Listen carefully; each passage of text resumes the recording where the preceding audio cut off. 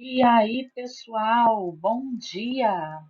Estamos juntos mais uma vez para mais uma aula de língua portuguesa.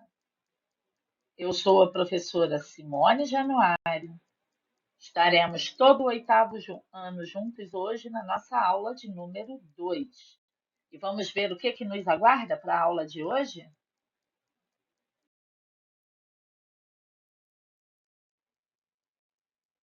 Hoje nós tomaremos conhecimento, aliás, conversaremos um pouco mais sobre o que nós chamamos de dinâmica da nossa língua. Nós vamos procurar entender que a nossa língua é viva e que ela é toda nossa. Isso significa que nós usamos, então nós definimos o seu uso. E para começar a entender, vamos falar um pouco sobre as diferenças de uso entre a fala e a escrita da nossa língua. A primeira coisa que precisaremos compreender é que a escrita e a fala são duas modalidades de uma mesma língua. Ou seja, não tem essa de que escrita e fala são línguas diferentes. Não, elas são a mesma língua. Elas são apenas modalidades distintas. O que é modalidade, professora? São modos, maneiras diferentes de usar uma mesma língua. Ou seja, é um único sistema funcionando de maneira diferente. Tudo bem? E aí nós vamos começar a compreender que nós usamos a modalidade escrita e a modalidade oral em situações diferentes, em situações distintas uma da outra, e que cada uma delas tem regras que vão ser aplicadas. E que essas modalidades elas podem tanto sofrer variações, como podem ter que obedecer a um determinado padrão. Vamos seguir em frente para entender como isso funciona?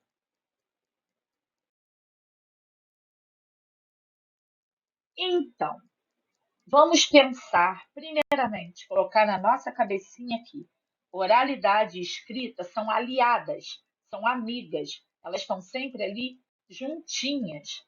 Não existe, portanto, oposição e menos ainda hierarquia entre fala e escrita. O que eu quero dizer com não existe oposição nem hierarquia? Eu quero dizer que a oralidade e a escrita, elas têm valores iguais. Uma não é melhor nem pior que a outra. Eu apenas uso em circunstâncias diferentes. Então, o fato de falar ou escrever não torna ninguém melhor do que ninguém. Ah, professora, eu falo melhor do que escrevo, ok? É uma opção pela modalidade, mas não significa que você não tenha condições de aprender e de usar a segunda modalidade, que é a modalidade escrita. E aí, para entender essa diferença no uso, nós vamos pensar também que língua é prática, é uso, que para eu ser fera na língua que é a minha língua materna, eu preciso praticar. Qual é a prática que é muito comum desde que nós nascemos e nos entendemos por gente? É a fala. E uma segunda prática vai ser a escrita, certo? Eu vou procurar entender também que o uso da nossa língua ele é social, ele é coletivo, ou seja, não é algo individual que eu vou usar apenas para mim. O uso da língua é troca.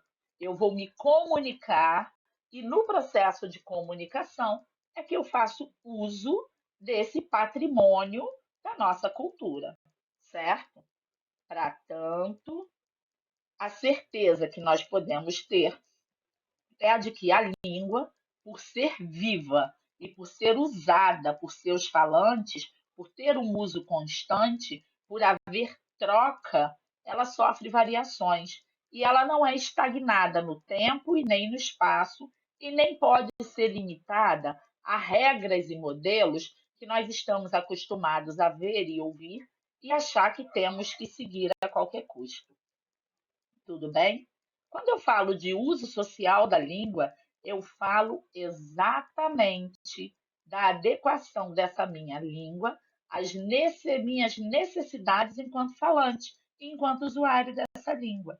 E aí é onde entram as ideias de gêneros textuais. O que são esses gêneros textuais que vocês veem, às vezes, nas provas que fazem, nos materiais das apostilas? O gênero textual, ele é simplesmente os diferentes discursos que nós produzimos para nos comunicar. Enquanto eu estou falando aqui com vocês e dando aula, o que a comunicação que eu estou usando é um determinado gênero. Quando eu pego o que eu falei aqui e transformo num texto, tem infinitos gêneros nos quais esse mesmo discurso pode ser transformado, e daí sucessivamente. A bula de remédio é um determinado gênero textual, ou gênero do discurso, que eu preciso no meu dia a dia. Uma receita de bolo é um outro gênero do discurso, com o qual eu faço uso da minha língua também. Uma conversa na praça com meus amigos é um outro gênero do discurso com o qual eu uso a língua para poder promover, para poder produzir. Na aula passada, nós falamos sobre nos apresentarmos uns aos outros, e durante essa apresentação, nós usamos a nossa língua, foi a nossa ferramenta principal. E aí, na hora de descrever-se, cada um escreveu à sua maneira, ou dentro de um determinado gênero.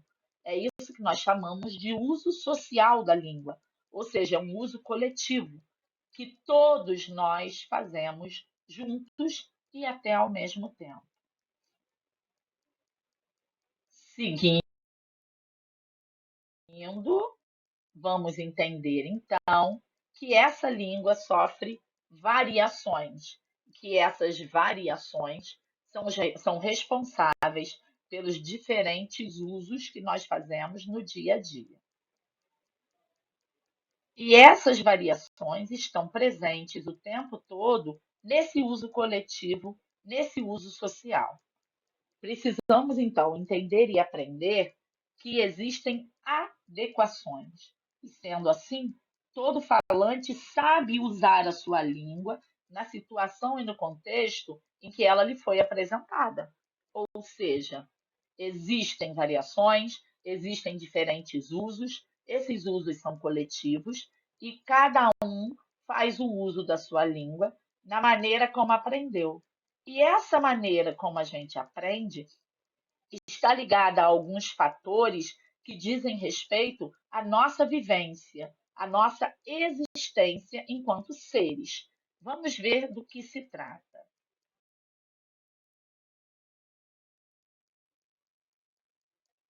Aí eu venho com o seguinte título: Eu não caibo mais nas roupas que eu cabia.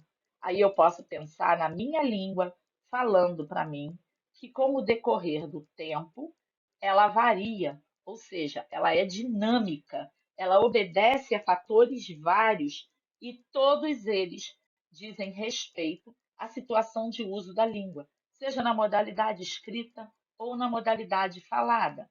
E esses elementos, essas modalidades são dinâmicas e, com o decorrer do tempo, mudam para que caibam naquela época, naquele lugar, naquele espaço, naquela pessoa.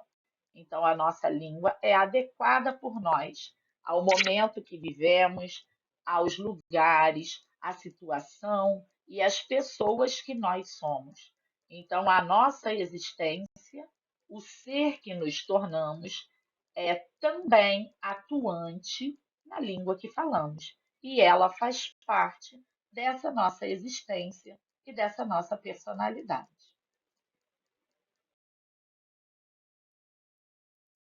Dando continuidade, será que eu falei o que ninguém ouvia?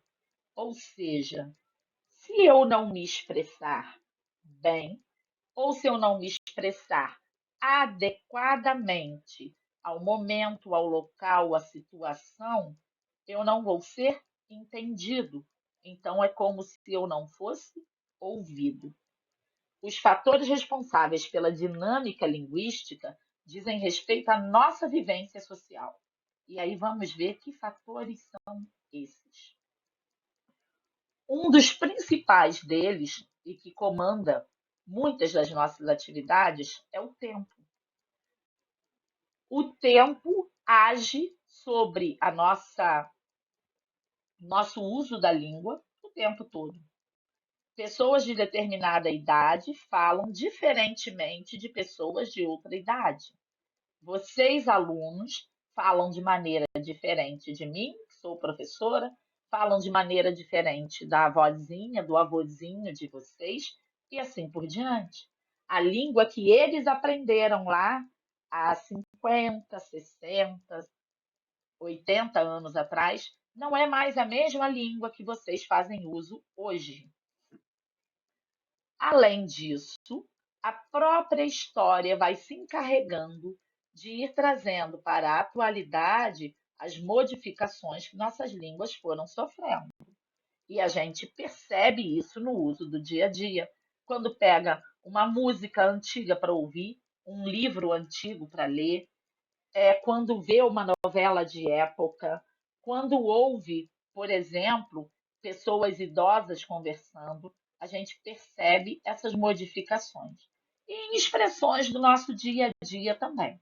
Nas próximas aulas, nós vamos ver algumas expressões que sofreram modificações com o tempo. Além do tempo, o local onde os nossos discursos são produzidos e onde nós aprendemos a produzir o nosso discurso. E aí eu não estou falando do aprendizado da escola, do aprendizado formal.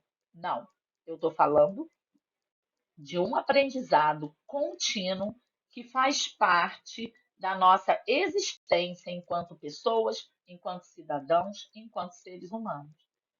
Se eu moro ou se eu sou originária de uma determinada região do Brasil, por exemplo, eu vou falar diferentemente de uma outra região.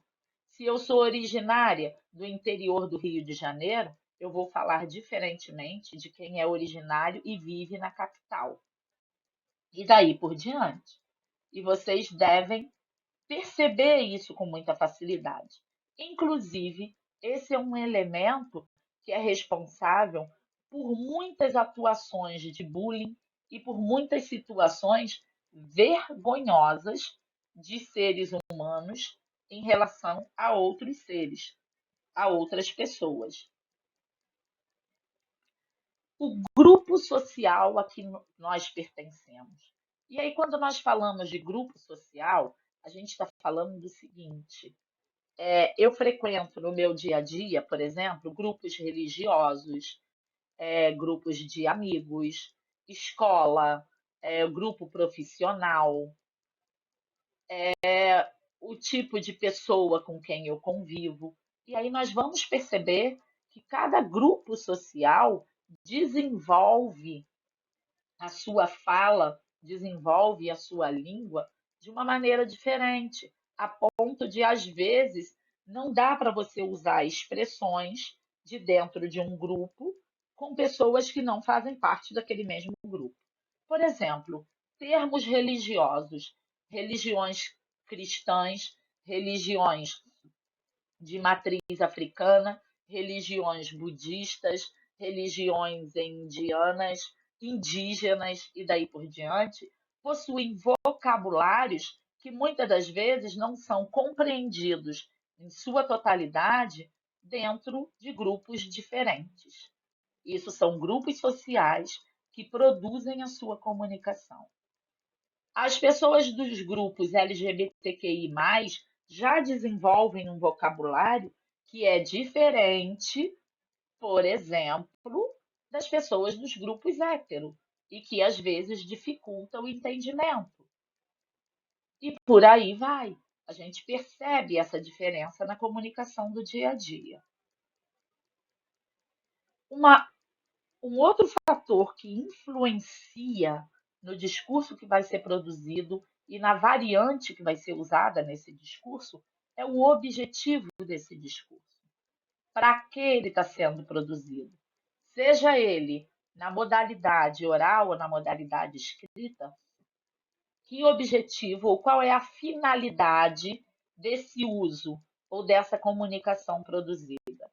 Digamos que eu vá produzir uma palestra. Para quem eu estou produzindo? Eu, obviamente, vou adequar a minha variante linguística a esse grupo que vai receber o meu discurso. Porque se eu não fizer isso, eu corro um sério risco de não ser compreendida e de, portanto, não haver comunicação. Não é coerente, não faz sentido, digamos que eu chegue aqui e comece a usar com vocês para dar aula palavras, termos que são técnicos da minha área de estudo e de pesquisa. Não é coerente, por exemplo, que uma pessoa da área jurista, um advogado, um juiz, um promotor de justiça, venha fazer uma palestra para vocês e use o tempo todo termos jurídicos, que são técnicos da área dele, da área profissional, de um determinado grupo social. Então, essa adequação da variante a ser usada tem que ser pensada o tempo todo. O direcionamento desse discurso, que seria exatamente para quem eu direciono e por onde ele vai circular.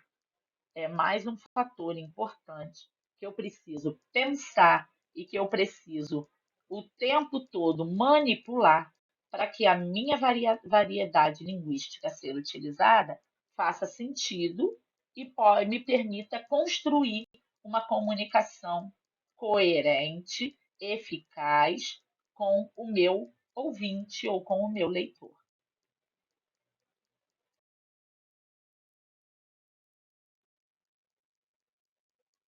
Não vou me adaptar.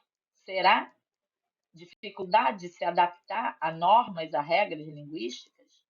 Nós vamos pensar nisso e esse papo ainda terá continuidade.